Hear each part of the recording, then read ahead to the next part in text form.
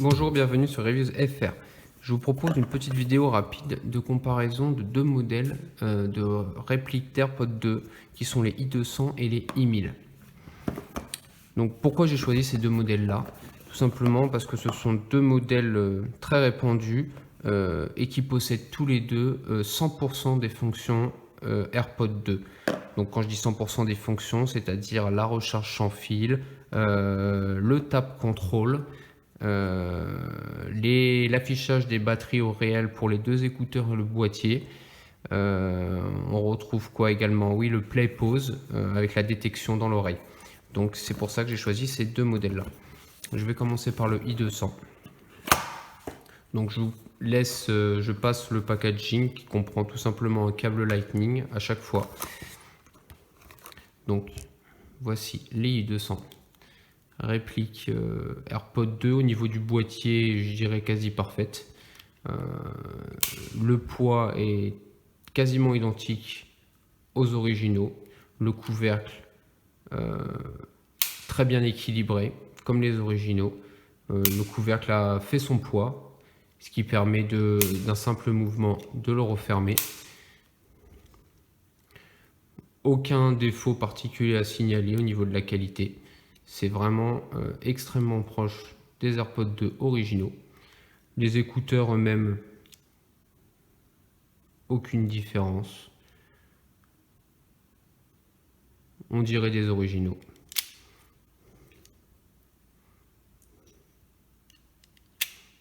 Je vais faire un petit test de connexion pour vous montrer.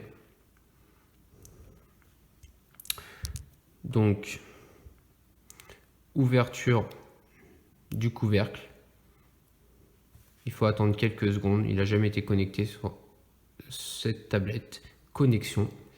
Il faut maintenir appuyé le bouton Hold à l'arrière.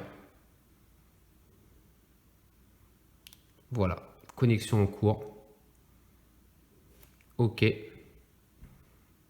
Et voilà. Affichage des deux écouteurs. Droite-gauche, batterie, boîtier. Voilà. Là, une fois refermé, il s'est déconnecté. À l'ouverture, il faut attendre quelques secondes. Voilà, 3-4 secondes, je dirais, pour les i200. Et ils sont connectés. On n'a plus qu'à sortir un écouteur et écouter la musique. Voilà. Donc, i200, le tap control fonctionne très bien. Un peu moins réactif que les originaux. Il faut peut-être forcer un petit peu plus l'appui lorsqu'on tape l'oreillette. Le capteur Play Pause, qui est un simple capteur infrarouge, le petit point noir ici, sur les i200 fonctionne bien. J'ai quasiment jamais eu de raté. Juste au niveau de la réactivité, parfois on retire l'écouteur, il faut attendre des fois 1 à 2 secondes avant que ça se mette en pause. Les originaux, c'est quasiment instantané. Au niveau du son, je dirais que les i200 conviendront à 3/4 des gens. Les basses sont présentes. Le son, par contre, est très profond avec des graves. Donc, il manque un peu de précision du coup. Mais à l'écoute, ça reste agréable. Donc je dirais qu'on est un son très correct, surtout au prix de ce genre de réplique. Comme j'ai dit précédemment, 3/4 des gens, ça conviendra facilement à 3/4 des gens. Donc voilà pour les i200. Maintenant les i1000, modèle donc un petit peu plus récent. Ça évolue constamment. J'essaierai plus tard de faire une vidéo qui explique comment ça fonctionne. Les fabricants de ce genre de réplique en Chine. Donc i200, pareil, packaging similaire. Au niveau du boîtier, déjà, première prise en main, il est plus léger. Ça fait un petit peu plus cheap. Le couvercle, quant à lui, vu que le boîtier est plus léger, le couvercle également est plus léger. Du coup, on a un mouvement naturel, comme les originaux. Mais on sent que la qualité est un peu moindre que les i200 et du coup que les originaux aussi. En termes de connexion, je parle des i1000. ouverture. Voilà, ça a été très rapide. Première connexion. Maintenir le bouton Hold. Hop, je maintiens le bouton Hold. Voilà, connexion en cours. Donc voilà, affichage. Contrairement au i200, on n'a pas le droite-gauche immédiatement. Il faut sortir un écouteur pour obtenir les pourcentages de batterie droite-gauche. Je ne comprends pas pourquoi la fonction est comme ça, mais bon, en tout cas, ça fonctionne. Quand on met l'écouteur dedans, on retrouve le pourcentage pour les deux. Et dès qu'on en retire un, ça affiche les deux pourcentages de batterie. Je le ferme, donc déconnecté de la tablette. Temps de réaction, j'ouvre. Voilà, connexion très rapide, un peu plus que les i200. Donc en termes de réactivité, de connexion, on est un peu mieux sur les i1000 que sur les i200. En termes de fonctions, bon, bah, comme j'ai dit, sur ces deux modèles, on retrouve 100% des fonctions des AirPods 2. Contrairement aux i200, les i1000, eux, possèdent un capteur de peau au lieu d'un capteur infrarouge sur le i200. Donc c'est-à-dire que lorsqu'on va le mettre dans l'oreille, ça va détecter la peau à l'intérieur de l'oreille. C'est ça qui va faire que ça va se mettre en pause dès qu'on va le retirer de l'oreille. Ce système est extrêmement réactif. Donc là, on est vraiment extrêmement proche des originaux.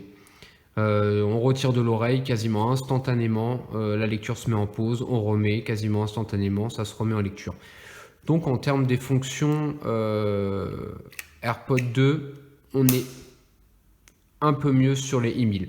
Réactivité de connexion, réactivité du play-pause à l'oreille. On est un ton au-dessus du i200 en termes de fonctions principales. En termes de qualité sonore, je dirais que c'est un peu le moins des i1000. Pour avoir testé les deux en conditions réelles, les i1000 ont un son beaucoup plus balancé. Les basses sont présentes, ça, pas d'inquiétude là-dessus. Mais le son sonne de manière très métallique. Il est précis, mais il manque de rondeur et du coup on se retrouve avec un son métallique. Pour écouter des vidéos, films ou quoi, aucun souci. Pour la musique, personnellement, je préfère les i200 qui possèdent un son plus profond, moins précis mais plus profond et c'est plus agréable pour la musique. Après, c'est selon les préférences de chacun, hein. Donc, personnellement, je préfère les i200. Les i1000, le son sonne beaucoup plus métallique. À voir après ce qui va se passer sur les modèles, prochains modèles, qui feront l'objet sans doute d'une nouvelle vidéo. Donc voilà, donc après c'est la préférence à chacun. Son très balancé mais métallique, donc précis mais métallique, et lui i200, le son est plus grave, plus profond, mais manque de précision. En termes d'autonomie, donc pareil, j'ai testé les deux jusqu'au vidage complet. À peu presque 100% de volume, les i200 vont durer maximum 2 heures. Ce qui peut paraître peu. Bon, moi personnellement, j'ai pas besoin de plus de 2 heures d'écoute, donc ça ne me gêne pas. Les i1000 par contre là-dessus sont très très bons puisque j'ai testé, j'ai quasiment duré 4h30 avec une écoute à 100%.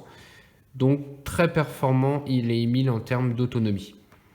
Après, bon bah voilà, à vous de choisir ce qui vous convient le mieux. Chacun a ses avantages, chacun a ses inconvénients. À noter encore une fois que la qualité du boîtier est largement supérieure sur les i200. On a vraiment l'impression d'avoir des originaux entre les mains. Et les i1000 en termes de fonctions sont un peu mieux. Les fonctions sont un peu mieux sur les i1000. Donc voilà, j'espère que cette petite vidéo comparative vous a été utile. Dans une prochaine vidéo, je pense que j'essaierai les i9000, donc qui est, on va dire, l'évolution directe des i1000 et i2000 qu'il y a eu encore entre deux. Donc j'essaierai les i9000 et éventuellement j'essaierai de vous faire une petite vidéo d'explication des différents fabricants en Chine. Je me suis beaucoup renseigné sur le sujet, donc je pourrais vous expliquer pourquoi on a autant de déclinaisons et de prix possibles. Donc à voir si je vous fais une prochaine vidéo là-dessus. Donc si la vidéo vous a été utile, surtout n'hésitez pas à vous abonner à la chaîne et mettre un like, ça fait plaisir et ça me permettra de faire des nouvelles vidéos par la suite. Donc voilà, je vous laisse sur ce, à plus tard.